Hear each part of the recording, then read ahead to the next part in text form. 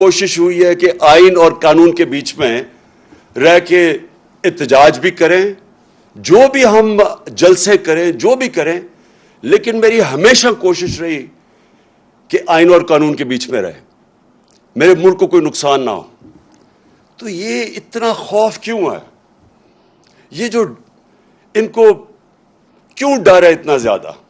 پہلے میں ذرا یہ الیکشن کمیشن، اصل میں تو میں آج الیکشن کمیشن کے اوپر بات کرنا چاہتا ہوں کہ انہوں نے کیا کیا اس ملک کے ساتھ، لیکن پہلے میں یہ بتانا چاہتا ہوں یہ کیوں کر رہے ہیں، یہ خوف کس چیز کا ہے، اور یہ آپ کو سمجھنا بہت ضروری ہے اگر آپ نے یہ پتہ چلانا ہے کہ یہ ایک دم اسلام آباد کو بند کر دیا، کنٹینرز لگا دیے، لوگوں کی زندگی عذاب کر دی کہ پتہ نہیں کوئی حملہ ہونے لگا اسلام آباد میں۔ دیکھیں ان کو خوف کیا ہے؟ خوف شروع کدھر سے ہوا کہ انہوں نے ایک پاکستان کی آئینی حکومت اللہ کا کرم سے ہر مشکل موڑ سے نکلتی گئی۔ پہلے انہوں نے ایک بینکرپٹ اکانومی چھوڑی، اس سے نکل گئی اللہ کے کرم سے۔ اتنی بڑی وبا صدی میں ایک دفعہ آتی ہے کرونا، اس سے اللہ کا کرم ہے کہ دنیا نے اکنالج کیا، بہترین طریقے سے نکل گئی۔ پھر کموڈٹی سپر سائیکل آیا، یعنی کہ دنیا میں قیمتیں بڑھ گئیں، وہ بھی اپنے لوگوں کے اوپر بوجھ نہیں ڈالنے کی پوری کوشش کی اور کنٹرول رکھا، سازش کے تحت گورنمنٹ گرا دی۔ اور جب گورنمنٹ گرائی تو ان سب نے سوچا کہ اب یہ اس تحریک انصاف کا جنازہ نکل گیا ہے، لوگ مٹھائیاں بانٹیں گے، اور یہ سارے مطمئن ہو گئے۔ اللہ کا کرم ہے، لوگوں کے دلوں کے اوپر وہ کنٹرول کرتا ہے۔ ہماری کیا حیثیت ہے؟ ہمارے رب نے لوگوں کے دل ایسے موڑے کہ پبلک سڑکوں کے اوپر آ گئی، اللہ نے لوگوں میں بیداری پیدا کی، شعور آ گیا قوم میں، قوم سڑکوں پہ نکلنا شروع ہو گئی۔ اس کے بعد ہم نے ایک پرامن احتجاج کی کال دی 25 مئی کو۔ انہوں نے 25 مئی کو جو ظلم کیا وہ میں کبھی نہیں بھولوں گا۔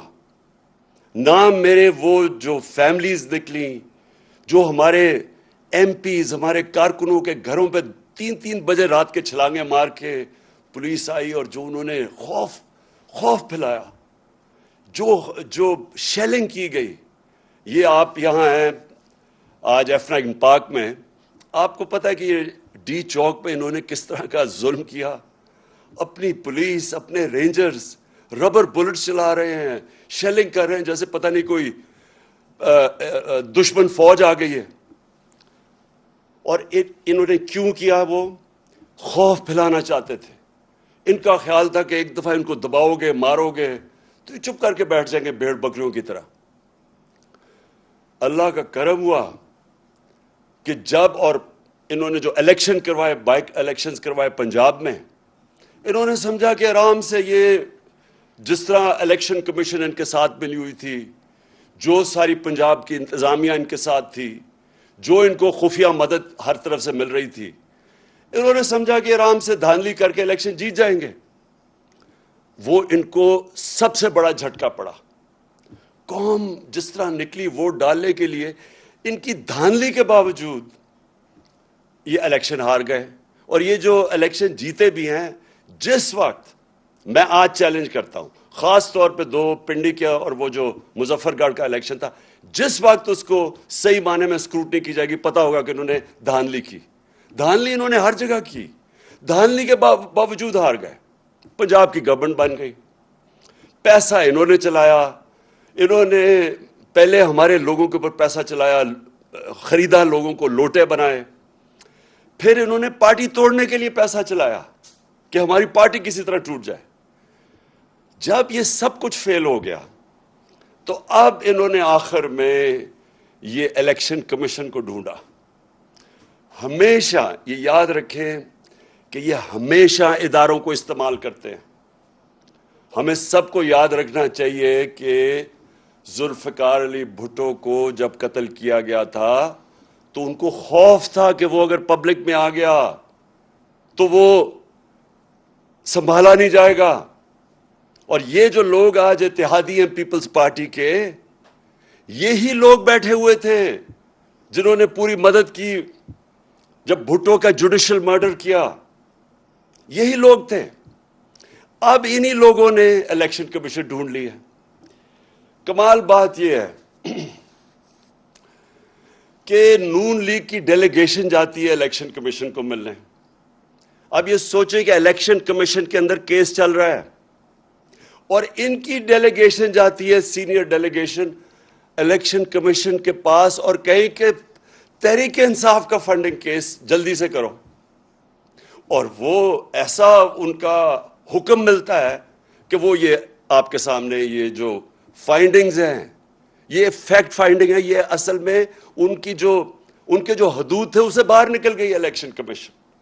یہ چیزیں کہہ ہی نہیں سکتی تھی. میں ابھی ان کے اوپر ذرا 3-4 چیزیں آپ کے سامنے لے کے آتا ہوں. یہ کہہ ہی نہیں سکتی تھی جو انہوں نے کیا ہے. اور اس کے پیچھے خوف ہے. اور خوف کس چیز کا ہے؟ کہ قوم آزاد ہو رہی ہے، کہ قوم ان کے جو جکڑوں یہ جو انہوں نے پکڑا ہوا تھا قوم کو، اس سے نکلتی جا رہی ہے. ہر قسم کا کنٹرول کرو، قوم نہیں نکل رہی. نہیں، قوم سنبھالی نہیں جا رہی. اس کو کنٹرول کرو، اس کو غلام بناؤ. الیکشن کمیشن ایک طریقہ ہے. الیکشن کمیشن کیا طریقہ ہے؟ اس سے کیسے قوم غلام بنتی ہے؟ کیونکہ یہ لوگ ووٹ کسی کو ڈالتے ہیں، الیکٹ کسی کو کر دیتے ہیں. الیکشن کمیشن کو انہوں نے اس طرح کا بنا دیا ہے کہ اس کے ذریعے آرام سے کنٹرول ہو سکتی ہیں حکومتیں. کتنی سیٹیں کس کو دینی ہیں، کس کو کیا دینی ہے. اس لیے میں نے پوری کوشش کی، 2.5 سال کوشش کرتا رہا کہ الیکٹرانک ووٹنگ مشینز آئیں. میں پھر سے اپنی ساری قوم کو بتانا چاہتا ہوں مجھے اس سے کیا فائدہ تھا. الیکٹرانک ووٹنگ مشین سے فائدہ یہ ہونا تھا کہ یہ جو کنٹرول کرتے ہیں نا خفیہ ہاتھ بیٹھ کے رزلٹ، وہ نہیں کر سکتے اس سے. کیونکہ جیسے ہی الیکشن پولنگ ختم ہوتی ہے بٹن دباتے اور رزلٹ آ جاتا ہے سامنے. وہ جو گیم چلتی ہے، جیسے ہی پولنگ ختم ہوتی ہے اور رزلٹ اناؤنس ہوتا ہے، اس کے بیچ میں جو چکر چلتے ہیں، جو ہر قسم کے حربے استعمال کیے جاتے ہیں. پٹن ایک ہمارے جاننے والے نہیں، یہ ایک این جی او ہے جو کہ الیکشنز کی سرویز کرتا ہے. اب پٹن کے مطابق اس این جی او جو الیکشنز کے تجزیہ کرتا ہے، جو ان کے اوپر سرویز کرتا ہے، اس کے مطابق میں یہ پہلے بھی کہہ بیٹھا ہوں، میں اپنی ساری قوم کو آ کے سمجھیں کہ میں کیوں کوشش کر رہا تھا کہ ای وی ایم آئیں، الیکٹرانک ووٹنگ مشینز آئیں. کیونکہ اس پٹن کے مطابق 163 طریقے ہیں الیکشن میں پاکستان میں دھاندلی کرنے کے، اور 163 میں سے 130 طریقے ختم ہو جاتے ہیں الیکٹرانک ووٹنگ مشین سے. اس لیے ہم کوشش کر رہے تھے. دوسری ٹیکنالوجی کا جو استعمال تھا، یہ اس سے ساری دنیا، ہندوستان بھی اس ای وی ایم کی ٹیکنالوجی، ایران بھی یہ استعمال کر رہا ہے. میرے پاکستانیوں، جب میں کرکٹ کھیلتا تھا تو جب میرے کرکٹ شروع کی میں نے، تو اپنے امپائر کھڑا کرتے تھے. جس ملک میں جائے اس کے اپنے امپائر ہوتے تھے. اس کا نتیجہ کیا ہوتا تھا کہ جب بھی کوئی ٹیم باہر ہارتی تھی، وہ یہ نہیں کہتی تھی کہ ہمیں اگلی ٹیم نے اچھی گیم کھیل کے ہرایا ہے. وہ یہ کہتے تھے کہ امپائروں نے ہمیں ہرا دیا ہے. پاکستان اور انڈیا کے میچ میں خاص طور پہ اتنی کشیدگی ہوتی تھی آپس میں، کیونکہ وہ دونوں ٹیمیں اگر ہم ہندوستان میں کھیلتے تھے، ہم سمجھتے تھے ان کے امپائر ان کی مدد کر رہے ہیں. وہ جب یہاں کھیلتے تھے وہ سمجھتے تھے ہمارے امپائر کرتے ہیں. تو میں وہ کیپٹن تھا اور ہماری وہ پاکستان ٹیم تھی. دنیا کی تاریخ میں پہلی دفعہ ہم نیوٹرل امپائر لے کے آئے، اور اس کے ساتھ ساتھ ٹیکنالوجی آئی. آج کرکٹ کے میچ میں جو آپ کرکٹ دیکھتے ہیں، ٹیکنالوجی اور نیوٹرل امپائرز کی وجہ سے جو جیتتا ہے اور جو ہارتا ہے سب تسلیم کر لیتے ہیں. یہی میری کوشش تھی اس کی الیکٹرانک ووٹنگ مشینز پہ. لیکن کس نے اس کو روکا؟ یہ 2 جماعتوں نے روکا. ان دونوں نے پورا زور لگایا اس تک یہ نہ آئے مشینز. اور ان کے ساتھ کون ملا ہوا تھا؟ جس نے اب ان کے ساتھ مل کے یہ فیصلہ کیا ہے، الیکشن کمیشن آف پاکستان. انہوں نے ان کے ساتھ مل کے پوری طرح سیبوٹاج کیا کہ ہم کسی طرح الیکٹرانک ووٹنگ مشین نہ لائیں. اس سے اب صرف یہ سوچیں کہ اس کو مجھے کیا فائدہ تھا، اس کا مجھے نیوٹرل امپائرز کا کیا فائدہ تھا. اور اس کا صرف مقصد یہ تھا کہ کنٹرول ہو سکتے ہیں میرے پاکستانی قوم، آپ کنٹرول ہو سکتے ہیں.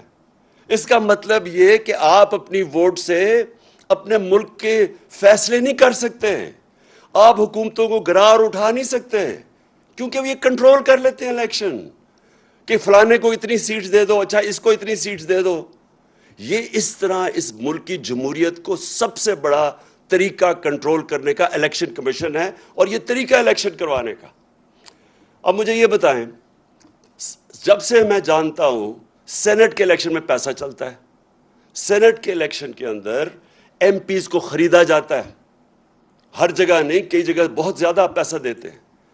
ہم نے اپنے 20 ایم پیز کو پختونخوا سے نکالا جو بکے سینٹ کے الیکشن میں.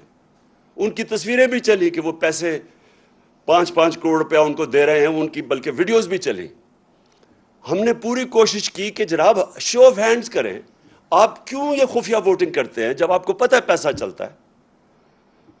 سپریم کورٹ کو میں داد دوں گا، انہوں نے کہا کہ ووٹ کو ویریفائی کرنا، یعنی کہ پتہ چلنا چاہیے کہ ووٹ ایک میرا ایم پی کس کو ووٹ کر رہا ہے. اس الیکشن کمیشن نے نہیں ہونے دیا. اور پھر یوسف رضا گیلانی کے الیکشن میں پیسہ چلتے ہوئے ویڈیو پکڑی گئی. وہ ویڈیو پکڑی گئی. دنیا میں سوچیں کہ کیا ہوتا کہ اگر آپ کا ایک ایم پی پیسے لے رہا، سینیٹر پیسے لے کے بن رہا ہوتا. سوچیں کسی بھی مہذب معاشرے میں اس کا کیا ری ایکشن ہونا تھا. لیکن یہ الیکشن کمیشن بیٹھا ہے، اس کو کوئی فرق نہیں پڑا. پھر بائی الیکشن ہوا خانے وال میں، پیسے دیتے ہوئے لوگ پکڑے گئے. لاہور میں الیکشن ہوا، پیسے دیتے ہوئے پکڑے گئے. پھر یہ ہماری منڈی لگی یہاں سندھ ہاؤس میں، ساروں کو پتا تھا ریٹ کتنا ہے، 20 سے 25 کروڑ روپیہ لوگوں کو ایم پیز کو خریدا جا رہا ہے، ایم این ایز کو. کوئی الیکشن کمیشن کو فرق نہیں پڑا، کوئی کسی کو میڈیا، یعنی جو اس ملک کے اندر سوچے ہمارے بچے دیکھ رہے تھے، اس ملک کی یوتھ دیکھ رہی ہے.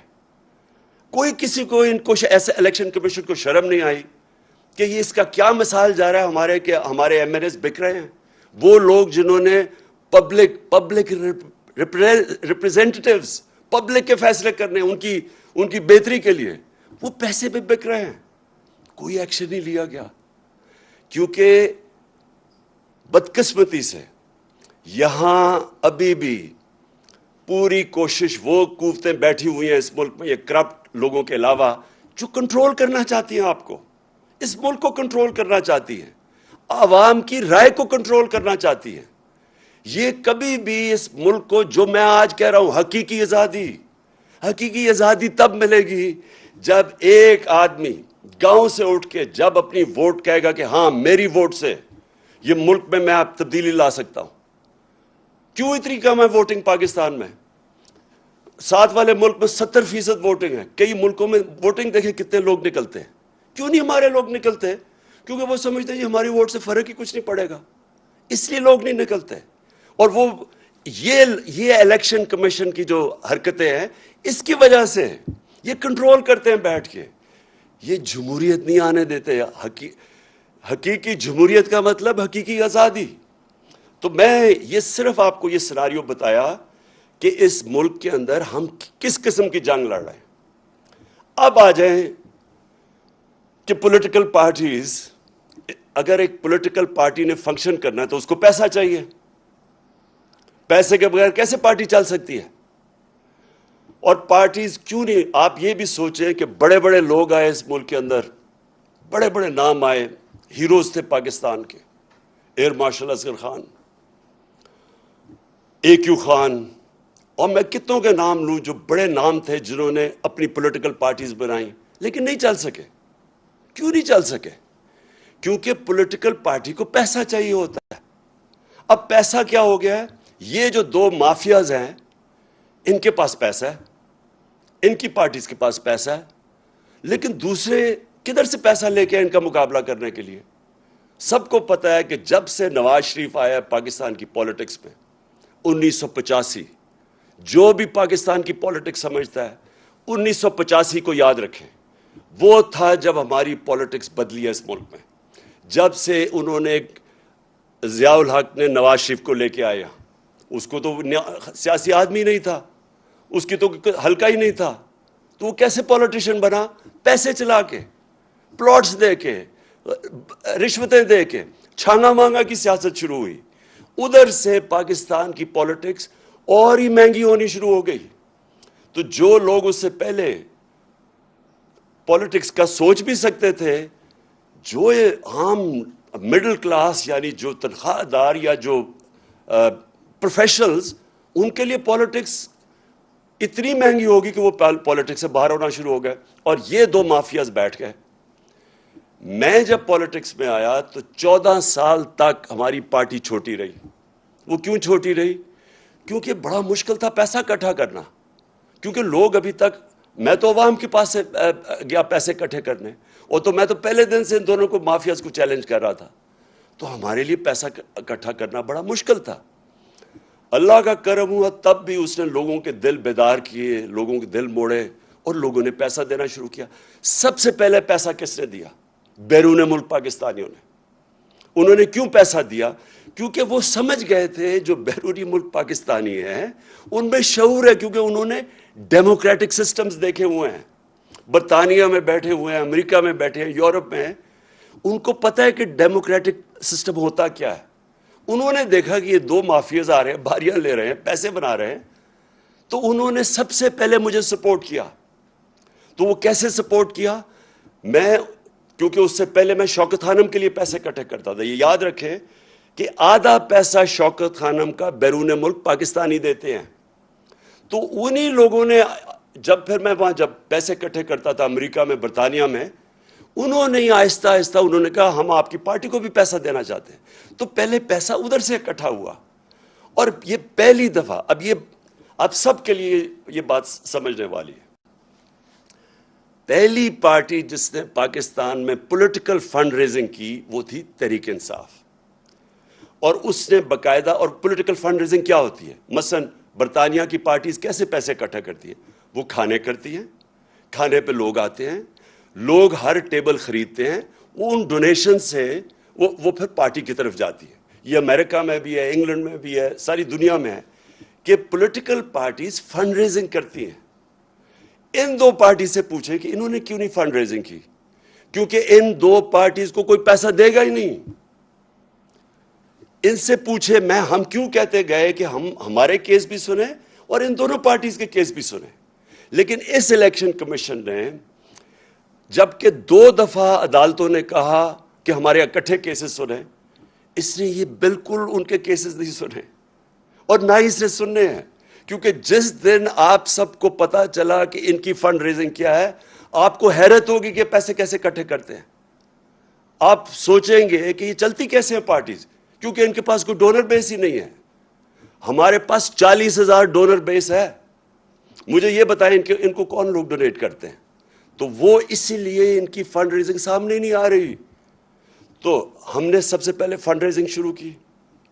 دنیا میں گیا, ہمیں بلائے, ہم نے اپنے سیلز کریٹ کیے, ہماری پی ٹی آئی امریکہ بنی, پی ٹی آئی برطانیہ بنی, تھوڑے تھوڑے پیسے شروع کیے. اس طرح ہماری پارٹی اوپر آنی شروع ہوئی. اب یہ جو الیکشن کمیشن کہہ رہا ہے, جہاں تک مجھے یہ سمجھ آئی ہے, یہ اگر آپ اس کو غور سے دیکھیں تو یہ کہہ رہا ہے کہ بیرون ملک کی سے پیسہ اکٹھا, وہی غلط ہے. یہ تو کہہ رہا ہے وہ فورن فنڈنگ ہے. مجھے یہ سمجھائیں کہ اگر یہ فورن فنڈنگ ہے تو یہ جو پاکستان کو 31 ارب ڈالر بیرون ملک پاکستانی ریمیٹنس بھیجتے ہیں, وہ کیا ہے پھر؟ اگر وہ پیسہ نہ ہے تو پاکستان اگلے دن بینکرپٹ ہو جائے. تو یہ اپنے لوگ ہمیں پیسے دے رہے ہیں. انہوں نے, جس طرح میں نے کہا, آدھا پیسہ شوکت خانم کا ہر سال بیرون ملک پاکستانی بھیجتے ہیں. جب یہاں زلزلہ آتا ہے تو سب سے زیادہ پیسے وہ دیتے ہیں. جب یہاں سیلاب آتا ہے وہ کنٹریبیوٹ کرتے ہیں. تو یہ الیکشن کمیشن تقریباً یہ کہہ رہا ہے کہ اوورسیز پاکستانی جب آپ کو پیسے دیں گے تو یہ ہو جائے گا فورن فنڈنگ. میں اس سے ایک اور سوال پوچھتا ہوں کہ کیا آپ کو پتہ بھی ہے کہ فنڈ ریزنگ ہوتی کیسے پولیٹیکل؟ کیا آپ نے تحقیقات کی اس پہ؟ انہوں نے کہا جو ایل ایل سی بنی ہوئی ہے ہماری امریکہ میں، اس نے کہا کہ یہ کوئی فورن کمپنی ہے. آپ سب کے لیے یہ سمجھنے کی بات ہے، ایل ایل سی کا مطلب جو لمیٹڈ لائبلٹی کمپنی بنتی ہے امریکہ میں، یہ قانون کے مطابق آپ کو بنانی پڑتی ہے. اگر آپ امریکہ میں پیسے اکٹھے کریں تو آپ کو لیگل اینٹی بنانی پڑتی ہے قانون کے مطابق. اور قانون کے مطابق اگر آپ نے پیسے اکٹھے کرنے ہیں پولیٹیکل پارٹی کے لیے بھی، تو کوئی آپ کو پیسہ نہیں دے گا. امریکہ میں لوگ پیسہ نہیں دیتے جب تک ان کو یہ نہ پتا ہو کہ وہ لیگل اینٹی ہے. شوکت خانم کے لیے میں جب پیسہ اکٹھا کرتا ہوں انگلینڈ سے اور امریکہ سے، تو ہمارا IKCA رجسٹرڈ چیریٹی ہے. لوگ اس کو پیسہ دیتے ہیں، وہ ڈائریکٹ پیسہ ہمارے پاس نہیں بھیجتے، وہ پہلے ادھر پیسہ دیتے ہیں، ادھر سے پیسہ آتا ہے. اسی طرح جو پاکستانی LLC کو پیسہ دیتے ہیں وہ ہمارے پاس آتا ہے. تو یہ فورن فنڈنگ نہیں ہے. فورن فنڈنگ ہے کیا؟ فورن فنڈنگ یہ ہے کہ جب آپ کسی اور بیرون ملک سے پیسہ اکٹھا کریں کیونکہ وہ آپ کی پالیسی متاثر کر سکتا ہے. فورن فنڈنگ یہ ہے کہ آپ کسی ملٹی نیشنل کمپنی سے پیسہ اکٹھا کریں، مثلا نیسلے ہے، اگر آپ اس سے پیسے لیں تو یہ آپ کی پالیسی متاثر کر سکتا ہے. اس لیے یہ اس کو یہ پروہیبٹڈ فنڈ ریزنگ ہے. اور فورن فنڈنگ یہ بھی اب انہوں نے 2017 کے بعد قانون بنایا کہ فورن فنڈنگ یہ ہے کہ اگر بیرون ملک کوئی کمپنی سے بھی پیسہ لے تو وہ غلط ہے. ہمارے سارے پیسے یہ جو ساری رپورٹ آئی ہے یہ ہے 2012 کی. تو سب سے پہلے تو 2012 کی جو رپورٹ آئی ہے، میں یہ چاہتا ہوں کہ اس وقت آپ ذرا ویڈیو دیکھیں جن کو انہوں نے کہا ہے کہ یہ فورن فنڈنگ ہے. میں ذرا چاہتا ہوں کہ یہ ذرا ویڈیو چلائیں تاکہ آپ سب دیکھیں کہ کس کو کہہ رہے ہیں کہ فورن فنڈنگ ہے.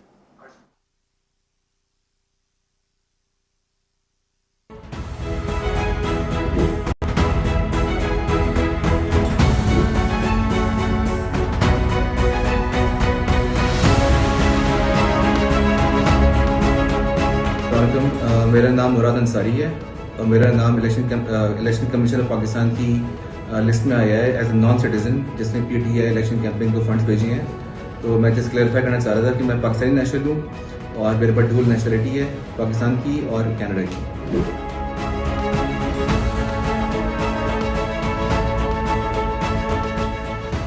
میں نے سوشل میڈیا پہ ایک لسٹ دیکھی جس میں فورن نیشنل ڈونرز کی لسٹ میں میرا نام بھی انہوں نے شامل کیا ہوا ہے، جس میں مجھے بڑی حیرت ہوئی. اور میرے نام کے آگے انہوں نے لکھا ہوا ہے ناٹ پاکستانی. میں الیکشن کمیشن اور سارے پاکستان کو یہ بتانا چاہتی ہوں کہ الحمدللہ میں پاکستانی ہوں، پاکستان میں پیدا ہوئی ہوں، PTI کی سپورٹر 1996 سے ہوں.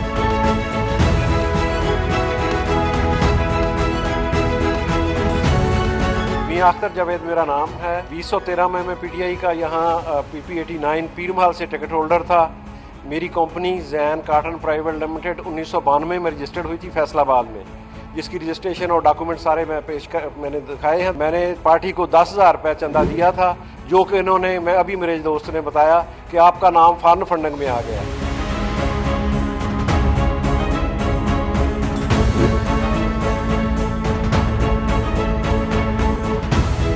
میں حیران ہوں ECP کے اس فیصلے کے اوپر کہ انہوں نے یہ بھی دیکھنا گوارا نہیں کیا کہ یہ ایک پاکستانی کمپنی ہے اور اس کا دفتر ہر چیز پاکستان میں موجود ہے اور کوئی اس کا فارن ایسا کوئی نہیں ہے اکاؤنٹ یا کمپنی. اور ایون نہ تو میں کوئی نیشنلٹی ہولڈر ہوں، ہم پیورلی پاکستان سے ہیں اور ہم نے یہاں سے حبیب بینک آف پاکستان سے پیمنٹ ٹرانسفر کی تھی اور حبیب بینک اکاؤنٹ میں بھیجی تھی. بند کرو نا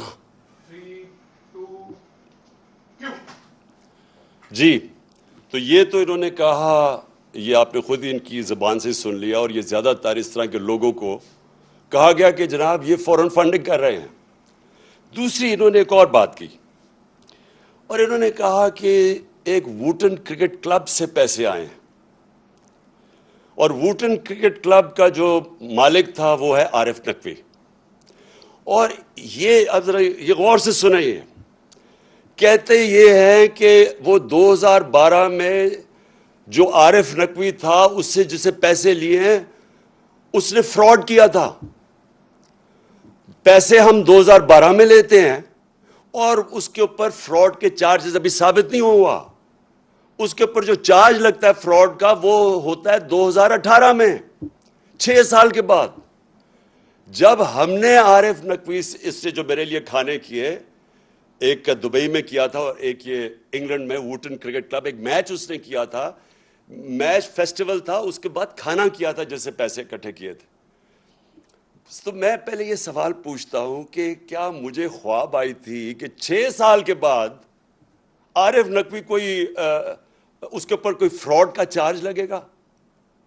اور پھر ایک فائنینشیل ٹائمز کے انڈیکس کو لے لیتے ہیں یہ، اور فائنینشیل ٹائمز کا وہ جو ایک اس کا آرٹیکل ہے، لیکن فائنینشیل ٹائمز کے آرٹیکل کی وہ جدھر اس نے $20 ملین نواز شریف کو اور شہباز شریف کو اسی آرٹیکل میں لکھا ہوا ہے، وہ جو دیا تھا، وہ میں حیران ہوں کہ ام حریم کو اس چیز کا پتہ نہیں چلا. اس کو یہ تو پتہ چل گیا کہ انہوں نے پیسے اکٹھے کر کے $2 ملین دیے ہیں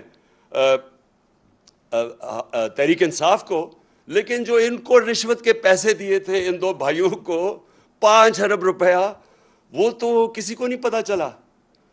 تو دوسری میری بات یہ کہ اس میں کوئی چیز انلیگل نہیں تھی، غیر قانونی نہیں تھی. اس کی کمپنی، اس نے پیسے اکٹھے کیے، اپنی کمپنی کے ذریعے ہمیں بھیج دیے. 2012 میں بیرونی کمپنی سے پیسے آ سکتے تھے قانون کے مطابق. 2017 میں یہ قانون آیا کہ کمپنی کے ذریعے، بیرونی کمپنی کے ذریعے پیسے نہیں لے سکتے.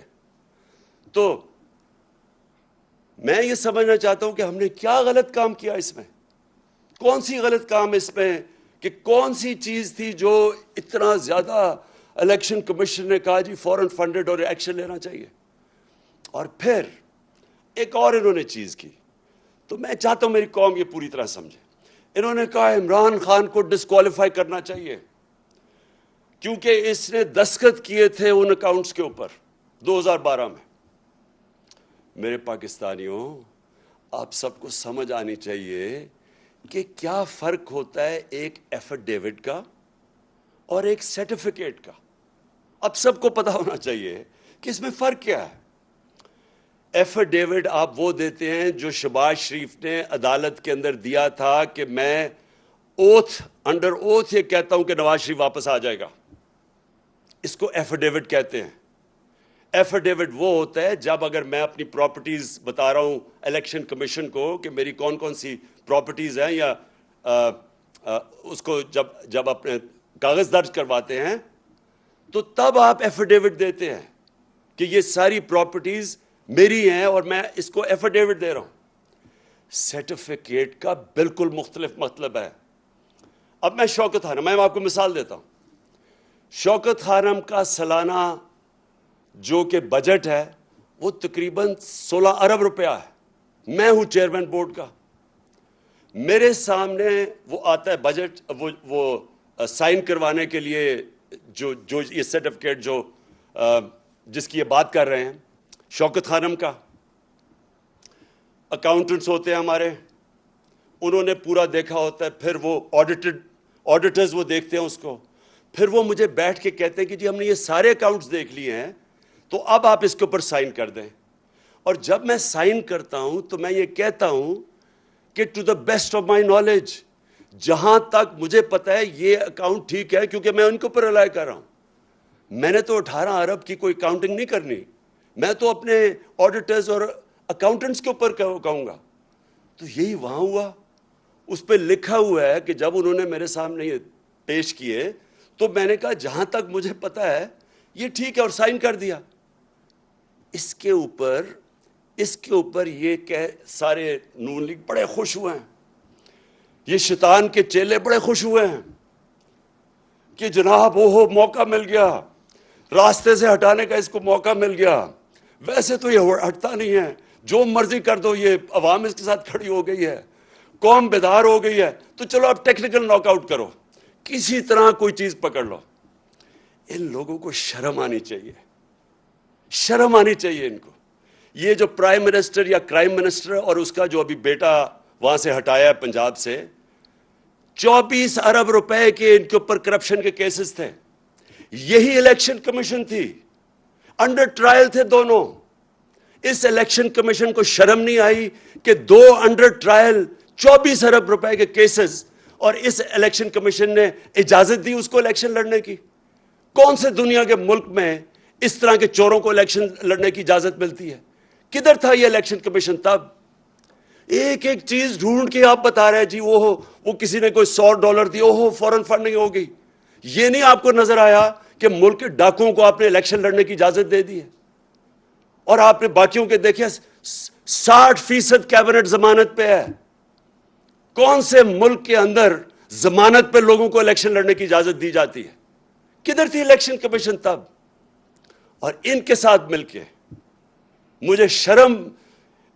مجھے افسوس ہوتا ہے کہ یہ ہمارا 22 کروڑ کا پاکستان ہے, عظیم خواب پاکستان, اس کے یہ لوگ بیٹھے ہوئے فیصلے کرنے والے, اور ان کے پیچھے بھی وہ لوگ جو ہیں ذاتی انا کے لیے اور اپنے مفادات کے لیے وہ یہ ملک کو تباہی کی طرف دھکیل رہے ہیں.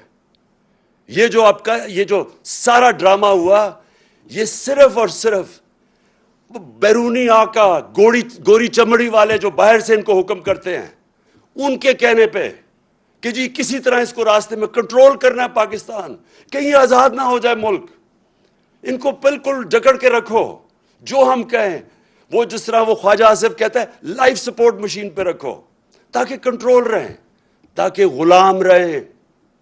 یہ جو سارا ڈرامہ ہے یہ ہمیں غلام رکھنے کے لیے ہے. جس طرح کہ اس طرح کا جو انہوں نے یہ بیٹھ کے نون لیگ سے اور پتہ نہیں کس نے اور ان کی مدد کی ہے اس طرح کا ڈاکیومنٹ دینے کے لیے.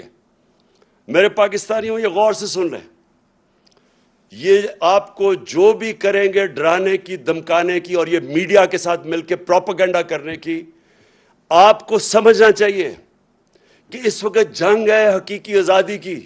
ہم نے آزاد ہونا یا نہیں ہونا, یا اسی طرح چلتے رہنا ہے؟